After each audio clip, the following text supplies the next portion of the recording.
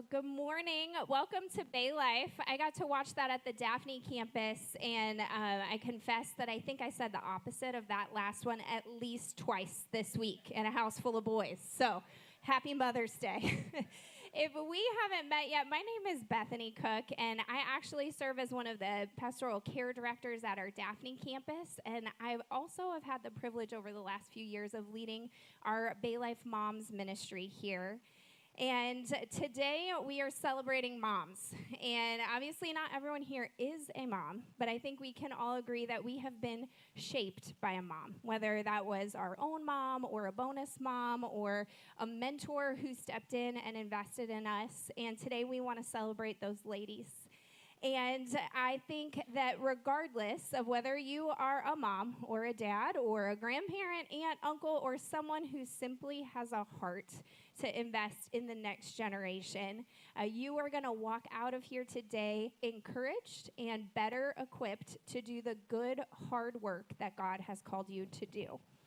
And in order to accomplish that today, I asked a few of my friends to join me and share some of the lessons that they have learned along the way. All of them were very quick to tell me, I am not a perfect mom. I don't have this figured out. One mom even said, we're literally figuring it out a day at a time over here. But if you want to ask me some questions about that, go ahead. It's like, same, girl, same. So I'm so thankful for these ladies. Would you help me to welcome them as they share some of their story with us today?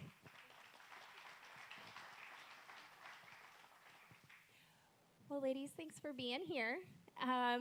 Before we jump in and I get to ask you some questions, I want to take just a second and have you guys introduce yourselves. Who are you married to? What are the names and ages and stages of kids? If we got into grandkids, we might be here a little while, so maybe just give us an age spread of grandkids. But yeah, who are you guys? I am Lacey Glenn, and I'm married to Chris Glenn, and we have 5 boys. If I go, Hunter is 13, Colton is 12, Easton will be 10 next weekend, Gunnar is 6, and Walker is 4. See, it's hard to remember. Hi, my name is Sarah Parker, and I'm married to Mike. And we have 3 children, a daughter, Katie, who's 29 and lives in Jackson, Mississippi, and a daughter, Abby, who is 26, who lives in Atlanta, and a son, Ben, who is 24, who lives in Fairhope, and all 3 are now married, and we have 1 grandson that's about to be 2 years old. I'm Michelle Carter. I'm married to Joey. I have 3 daughters, Jill, Julie, and Jessica. And I'm not going to do their ages because half the time I don't even remember how old I am. I have 12 grandchildren, 11 to 17 months of age, and everything in between. Yeah, so you can see they are very experienced moms. And I've learned so much from them, and I know today you guys will too. Sarah, I'd love it if you would kick us off, because I feel like you have such a unique perspective. Not only did you spend years investing in students in Daphne and in Gulf Shores school districts, but also as a Christian counselor, you get to spend time one-on-one with parents and couples and students. And I'd love to hear from you. What are you seeing across the board as some common struggles that families are facing right now? And how, as parents, can we help equip our kids for that biblically? So when you first asked me that, I named my top 3. And then as I really kind of worked on those and thought about them and prayed about them, it all kind of boils down to the same thing. It's no secret that our kids are really struggling with anxiety these days, and that's what I'm seeing over and over in schools and private practice when I talk to parents and different things. And so I think my second thing was going to talk about phones and social media and then just busyness. But it all kind of boils down to the same thing, because I've had parents call to make a counseling appointment, and they have an event every single night, so there's no time to come to counseling.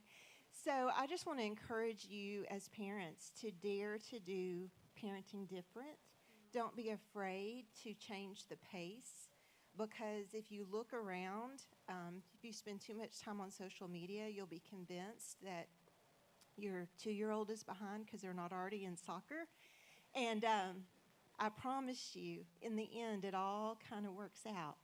And you prayerfully consider how to fill your schedule, because, again, if you're looking around, it'll fill so fast.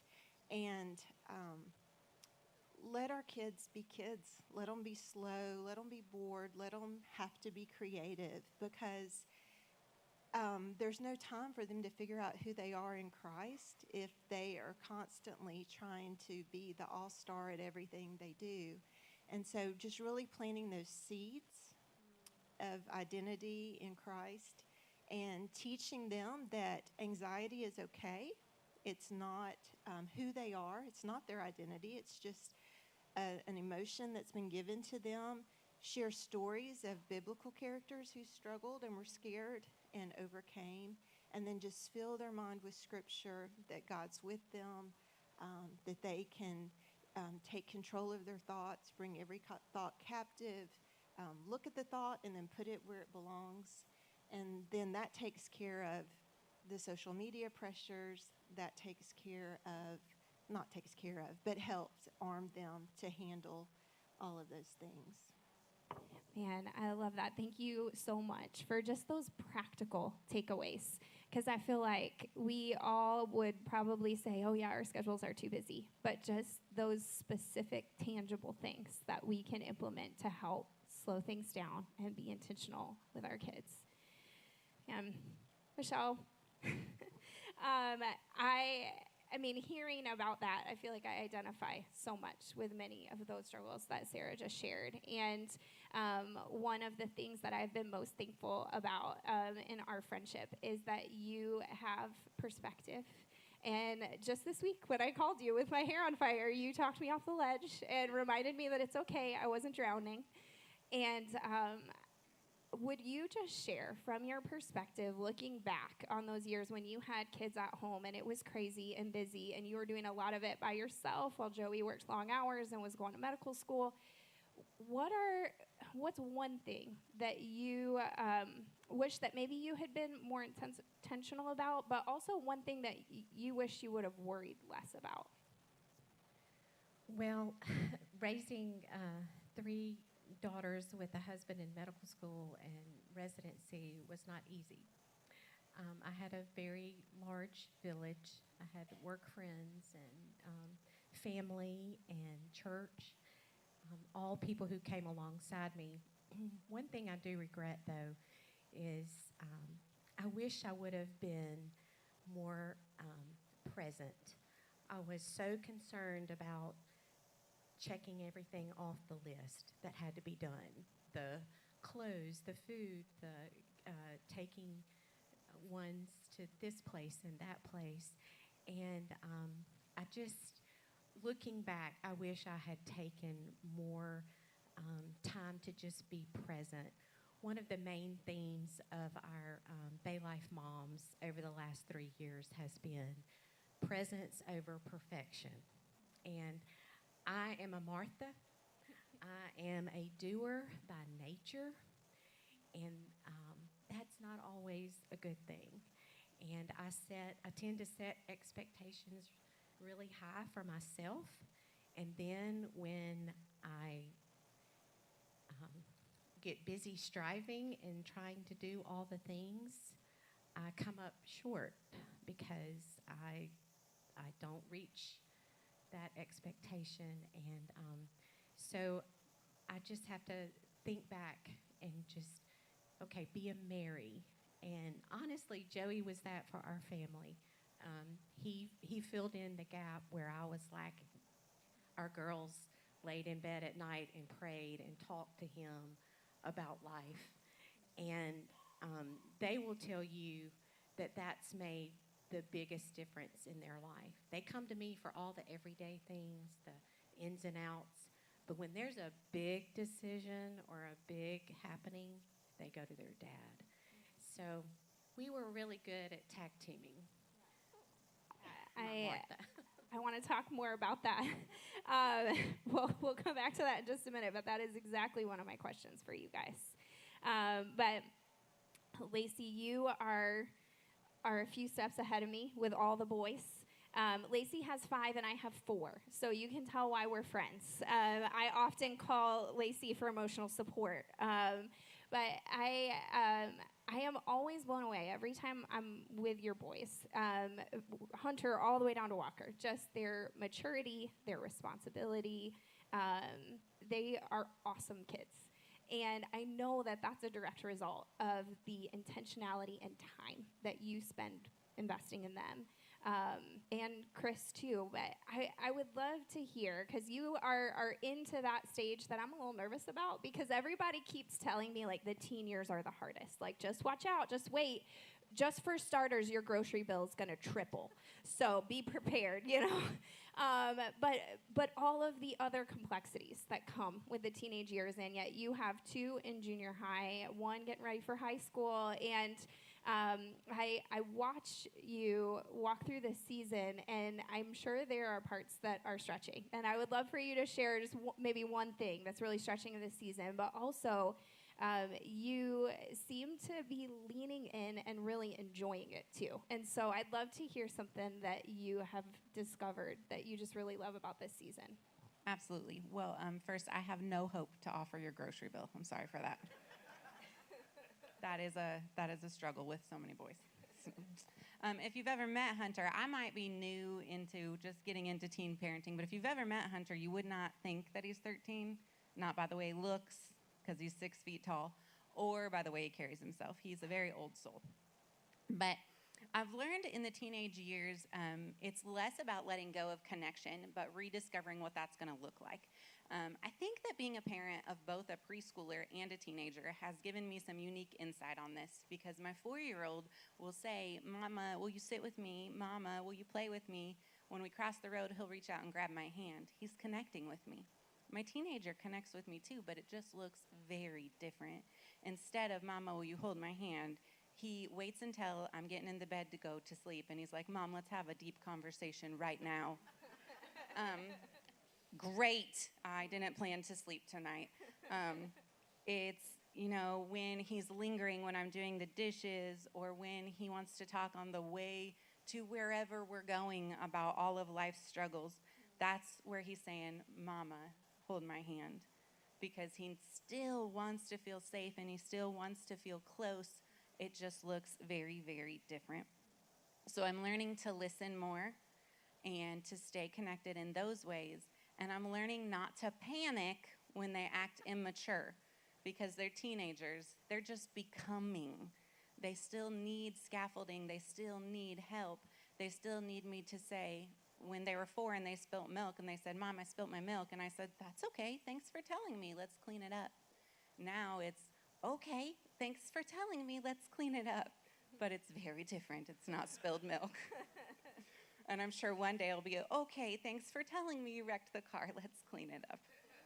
I think that there are some things that really stretch me, and one of those has been being able to trust that I've given them the armor of God to wear when they go into the world. So when they come up to situations that are hard, that they know who they are, they know whose they are, and they can stand up in those moments. And when they don't, being able to remind them of that. It's such a God thing just to see how I feel like this conversation layers so beautifully on the one that we got to have at Daphne campus, but also on itself today, that it all comes back to really rooting our kids in their identity in Christ. And Sarah, you have survived the teen years and all the seasons that came before that, and just got to marry off your last one last month. And you guys are officially in the empty nester category. I just, having gotten to know you and Pastor Mike over the last 5 years, and the more I get to hear your story and get to know your kids and hear stories about them, I just continue to grow in my respect for you guys. because not only do your kids know and love Jesus and very obviously have a personal relationship with him, but each one of them has chosen to go above and beyond and live a life on mission of actually helping other people find and follow Jesus. And that is exactly what Steve and I pray over our boys. And so I know that you have done all of the seasons before well, maybe not perfectly, but well and with intention.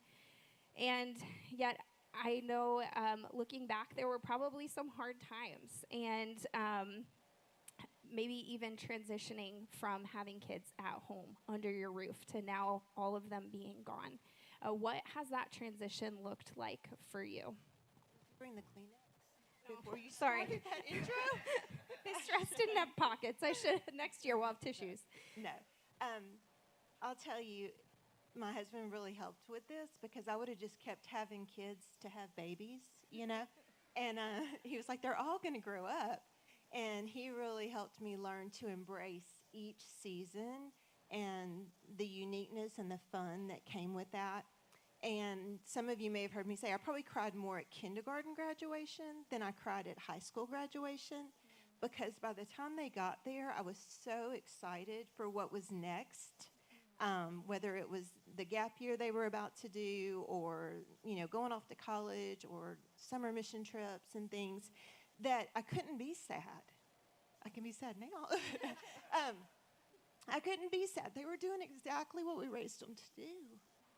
And so our good friend Ann Gardner, and she spoke in Daphne, she had 3 boys, called them arrows, and that we were shooting our arrows. And why would we shoot them and then shoot them down and bring them back?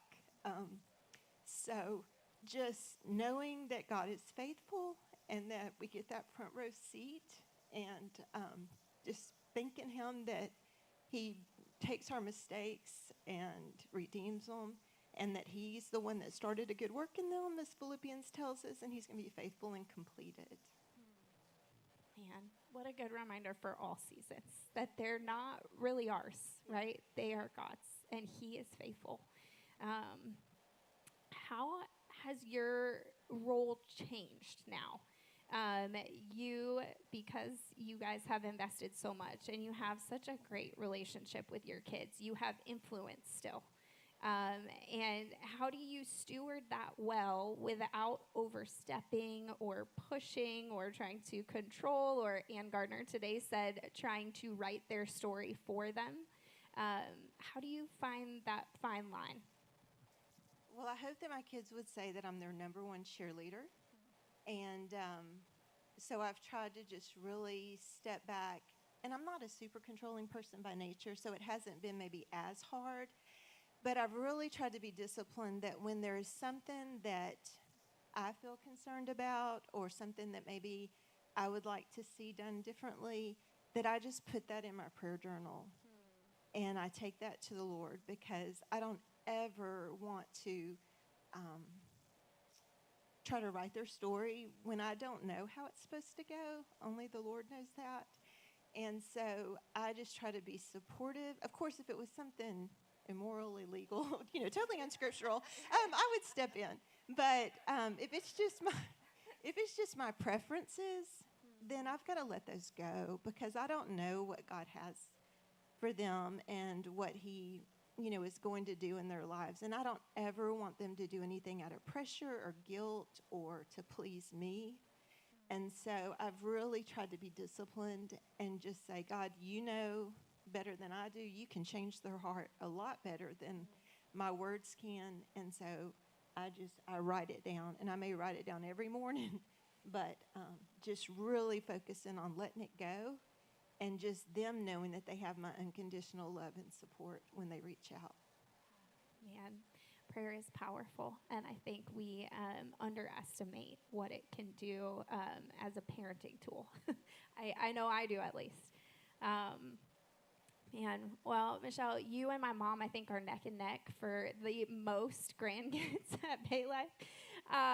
And one of the things I'm amazed at you both, because you guys are not just a grandparent that sees grandkids at holidays, but you are like doing car line regularly. They are at your house, eating out of your pantry. And on top of trying to keep everyone fed and alive, which is hard with all of the grandsons that you have, if they're anything like mine. But you also are just so intentional with your conversations and your time with them, because in addition to caring for them and cheering them on at all the ball fields, you really are trying to lay a faith foundation in their life. And I would love to just have you share what it is that you're doing, small things, big things, to really help build into them spiritually. Well, it's really loud, so there's probably not a whole lot of spiritual mentoring going on when everyone is around. But I really love to do one-on-one, if at all possible. My June loves to ride her bike, and so we are famous for going on our long bike rides, and we just talk about friendships, what's going on at school, how she's feeling, how she's thinking, and it just gives me the opportunity to ask her about spiritual things as well, and then to guide her when she's having a disagreement with her mom or her dad or whatever, because I always want to be supportive of her parents and whatever they say. But we just make it a point that when we're together, everyone treats each other kindly, and there's no bullying. There might be some disagreements. We work on conflict resolution is how we describe it. And with boys, we usually put them to work, give them a job and a task that gets them out and about and moving and grooving. Whereas the girls will more than likely want to just sit in your lap and read a book and swing for days. But it's amazing the songs that you can sing and the conversations that you can have on the way home from preschool about what was your favorite thing you did today, and listening to their little prayers around the supper table. It's precious, and they've gotten to where now they kind of all fight for who's going to get to say the blessing, and so it's really fun to hear what's going to come out. I love how you guys are building in those little moments, because it doesn't happen in one grand conversation. It's like drip, drip, drip conversations all along as you're coming and going, driving and cheering brothers on at the ball field or riding bikes. And I so appreciate that and feel like it's such a good takeaway.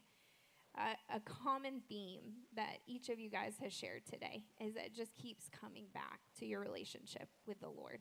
That He is guiding you, you're taking challenges to Him, and Lacey, you may be my friend that has the most on your to-do list on any given day. When I think of all the activities you guys have between the 5 boys, it's a lot. It's a lot. I only have 2 in activities, and it's a lot. But I've seen you in action, not just here at church, but like in real life, out in the wild. And you don't seem to mother from a place of exhaustion that I know I can, that I know many of my friends do. You have an uncommon joy about you in your motherhood. And I know that has to come from Jesus. And so I want to learn from you today. How is it that in your crazy schedule, you are making time to really build on that faith foundation and stay connected to the Lord? It's so interesting that this is my question, and this isn't even on my notes, but the other day I got on ChatGPT, because they know everything. And I was like, why is it that everyone thinks I should be overwhelmed and exhausted, but I'm not? And on there it said, it's because you have a peace in your heart. And I was like, oh, yeah, that's right. I knew that. I learned a long time ago that my relationship with Jesus simply couldn't survive on leftovers. And I used to think that quiet time had to be Pinterest perfect. It had to be a really cozy chair with a cup of hot coffee and quiet. If you've ever been in my house, it's never quiet. Not even for a second. I think in the nighttime, all the boys are snoring. I mean, like, it's never quiet. And a friend of mine told me a long time ago, how do you feel about that? And I said, I really feel shame that I can't make it look like that. And that person said, do you think God wants you to feel shame? And I said, oh, got it. That's from the enemy. And it's keeping me from getting any time because it doesn't look like that. And so I decided to weave intentionally time in the Word into our day. So I listen to a worship devotional as I get ready in the morning that a friend from small group shared with me. We have lots of scripture woven into our homeschool day. We have a really fun devotional. We read at the table. We have a routine of reading bedtime stories every night. We listen to Christian music pretty much all day, every day. And so I can rest at ease knowing that at the end of the day, no matter how chaotic it was or if I had picture perfect quiet time, the word of the Lord was woven into my entire day. And so I got real intentional with that. I've seen it affect my kids too because they get it all the time like that. So one time they were listening to regular music and they were like, well, this is just sad. And I was like, I know. But I also know that I can't not have any time outside of that in the word of the Lord because I need to fill my cup. I can't pour if my cup is empty. But I decided that I really wanted my kids to see me do that. I didn't want it to be outside my time with them because I wanted them to look back and remember that when mom was empty, she turned to the Lord. And so I get out my actual Bible, not my phone, because when I'm on my phone, they don't know what I'm doing. And I say, hey, I'm studying my Bible. Do you want to sit with me while I do it? Or, hey, I need to study my Bible because I feel really frustrated right now. Because then they see that that's where you go when you need help. So Deuteronomy says that when you sit at home, walk along the road, lie down, and get up, you should always be in the Word. You should always be in conversation with the Lord. So that's what I try to teach my kids. Yeah, that's amazing. And it may not be easy, but it is simple, right? That if this is one thing we talk about in Bay Life Moms is that our kids drink from our overflow. So if we are empty, we have nothing to offer them. But if we have allowed the Lord to fill us with what He knows we're going to need for what's coming, then we have something to offer our kids other than being short and snappy and frustrated and on edge all day long. Yeah, it is. That is powerful stuff. Well, Michelle, I want to circle back to something that you alluded to earlier because you have shared lots of stories over the years around our Bay Life Moms table. And one thing that's always struck me as a theme kind of running throughout those stories is that you and your husband really parented as a team. And it's one thing to say that, but when I actually know your story and know that those early years, he was gone so much of the time for work and school. And that took design on your part to set him up well and to create opportunities and invite him in and not just leave him the hard parts of wait till your father gets home, he's going to deal with you. You know, like you actually had to set him up to have some time to connect with your girls. And how did you do that? Many of us want to do that well, and it's a struggle. How did you guys figure it out parenting as a team? Well, I have to give him most of the credit because he was so intentional, and that was his desire. I mean, he didn't go hunting a day in his life for about the first 5 or 6 years of our girls' lives because he didn't have the time. And what little time he did have, he chose to spend it with them. He made a priority to be at home for dinner time, and we would sit around the table. I Try to always have food available, but just sit around the table and talk about life things. And he just, no TV, no distraction. We had lots of dance parties after supper, and which he participated in. And our girls just absolutely adored him. And like I said, he was the prayer time, bedtime person because I was done. And but he was never done. He always made time for them, and at his own sacrifice. And I think they have the families they have today. Yeah, I mean, I helped. But I think he was a large part of that. And he also gave me the time to connect with other believers.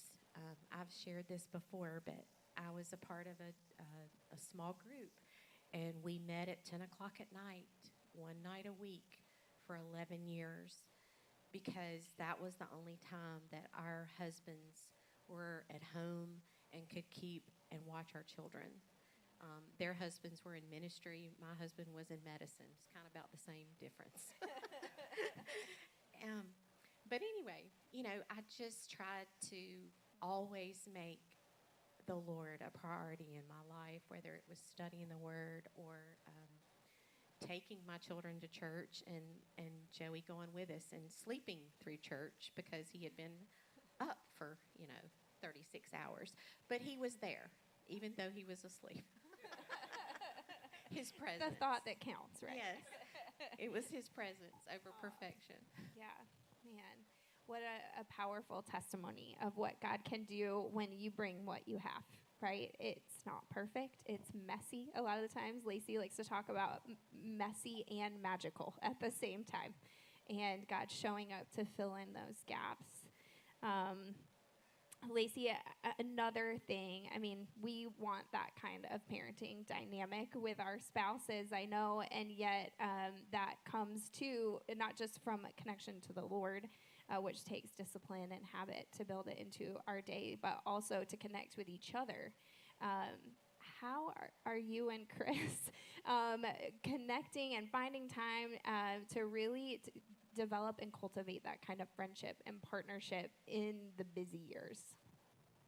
Yeah, I think that two words that we keep hearing come up is intentionality and sacrifice. So I believe strong marriages are built in small daily connection. Our life is full. It's beautifully, messy, magically full.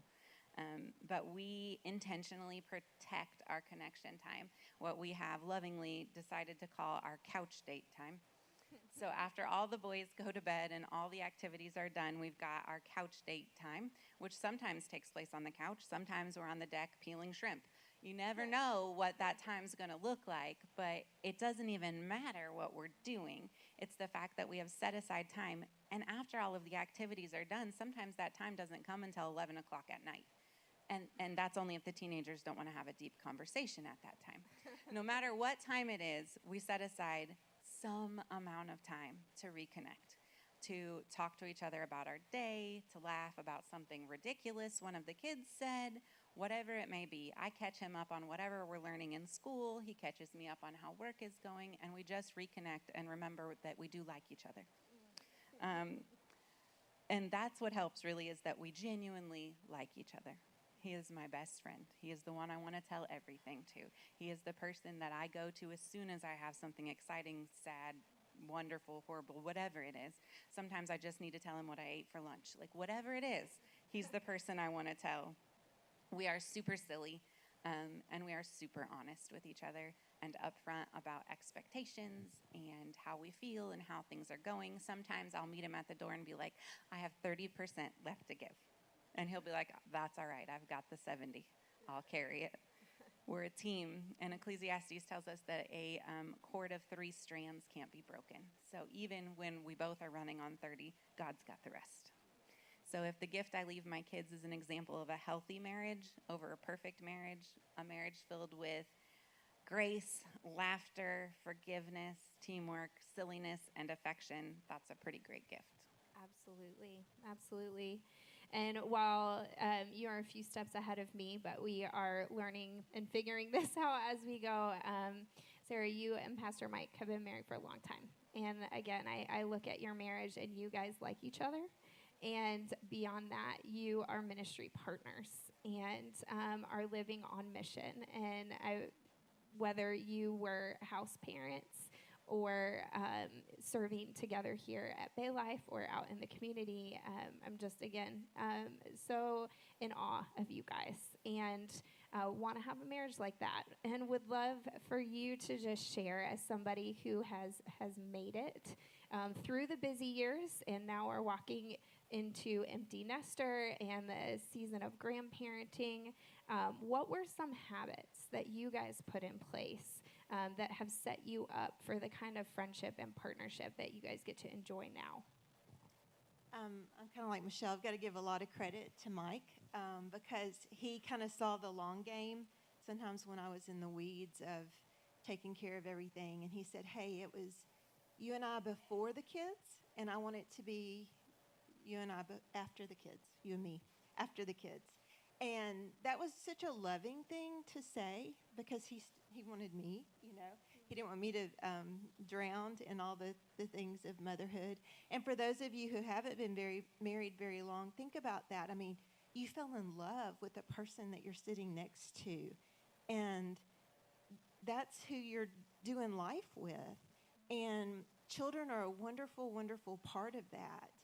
But they cannot become your idols. They can't become your whole purpose. Or you are devastated when it's done. And it's going to be done. And it's not fair to them that they feel guilty about it being done. They need to be free to go and do. And then I think also, as a marriage counselor, I saw so many couples divorcing at 25 years. That's a very common time. And people go, gosh, you've been together 25 years. Why would you divorce?